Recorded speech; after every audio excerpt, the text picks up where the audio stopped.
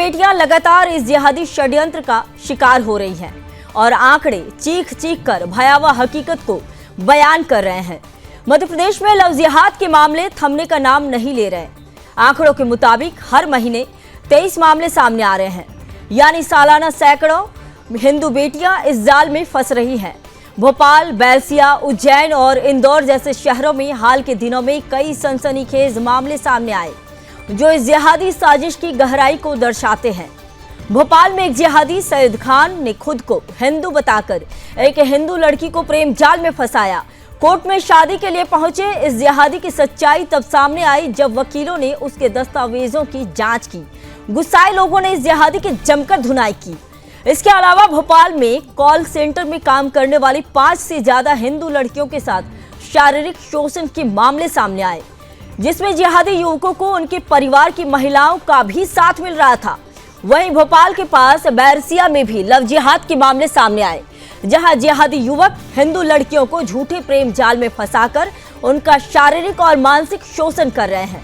ये जिहादी साजिश हमारे देश की बेटियों को निशाना बना रही है। ये लोग हिंदू लड़कियों को झूठे प्रेम जाल में फंसाकर ब्लैकमेल करके और धर्म परिवर्तन का दबाव डालकर हमारी संस्कृति और धर्म पर हमला कर रहे हैं। सवाल यह है कि आखिर कब तक हम अपनी बेटियों को इस जिहादी जाल में फंसती देखेंगे।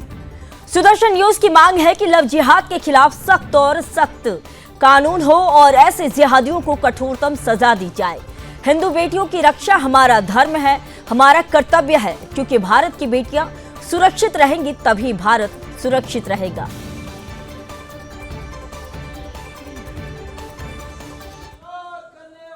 लव जिहाद के लिए कौन लोग फंडिंग कर रहे हैं, इनके बैंक अकाउंट की जांच होना चाहिए।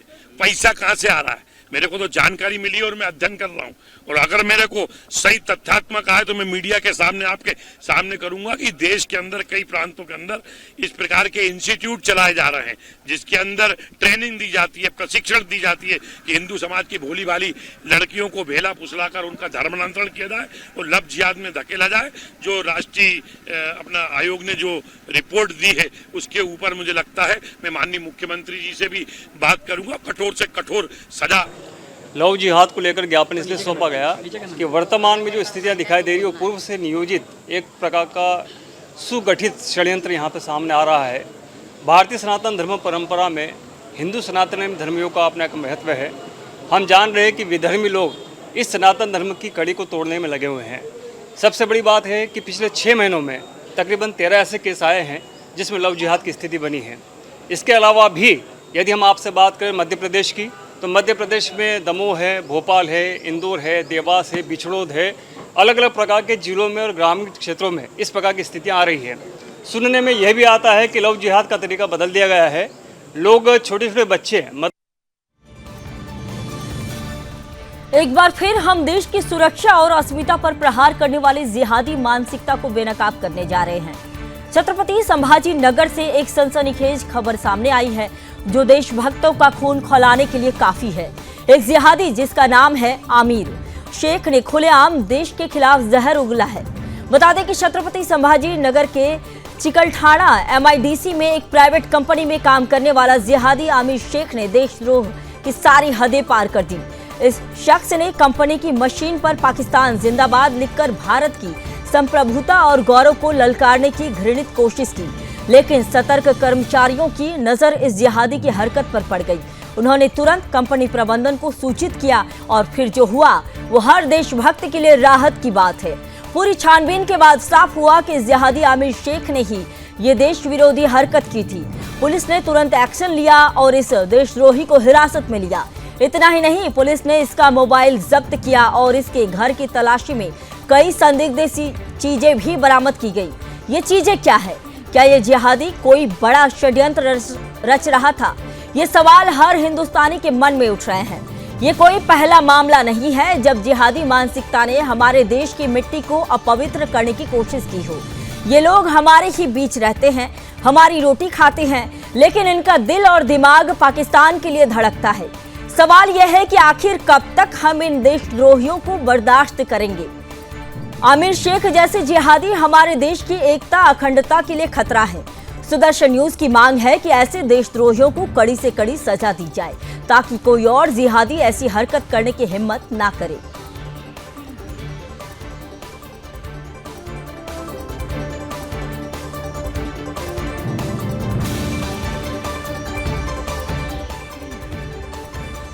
अगली खबर हरिगढ़ से है, जो हर सनातनी का खोल खोलने के लिए काफी है।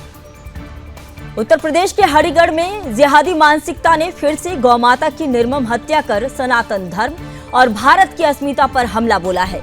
यह खबर सुनकर आपका दिल दहल जाएगा, लेकिन सुदर्शन न्यूज इस जिहादी साजिश को बेनकाब करने के लिए प्रतिबद्ध है। उत्तर प्रदेश के हरिगढ़ में गभाना रोड पर हिंदूवादी कार्यकर्ताओं ने एक ऐसी गाड़ी पकड़ी जिसने हर सनातनी के दिल को झकझोर दिया। इस गाड़ी में गौमाता के कटे हुए अवशेष भारी मात्रा में भरे हुए थे। जैसे ही गाड़ी का दरवाजा खोला गया, वहां मौजूद लोग गौवंश के अवशेषों को देखकर स्तब्ध रह गए। ये जिहादी मानसिकता का खुला ऐलान है जो गौमाता की पवित्रता को तार तार करने की साजिश रच रही है। हरिगढ़ के सनातनियों ने इस जघन्य कृत्य को लेकर भारी रोष है। उन्होंने जीटी रोड बंद कर इस जिहादी हरकत के खिलाफ जोरदार प्रदर्शन किया। सवाल यह है कि आखिर कब तक गौमाता पर अत्याचार सहन किया जाएगा। ये लोग हमारी धर्म, हमारी संस्कृति और हमारे देश को कमजोर करने की साजिश रच रहे हैं। ये कोई पहली घटना नहीं है।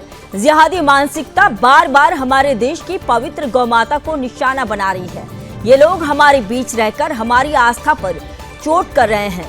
सुदर्शन न्यूज की मांग है कि गौ हत्या पर सख्त से सख्त कानून लागू हो और ऐसे देशद्रोहियों को कठोरतम सजा दी जाए। हरिगढ़ की इस घटना ने सनातनियों को एकजुट होने का संदेश दिया। सनातन धर्म और गौमाता की रक्षा हमारा कर्तव्य है।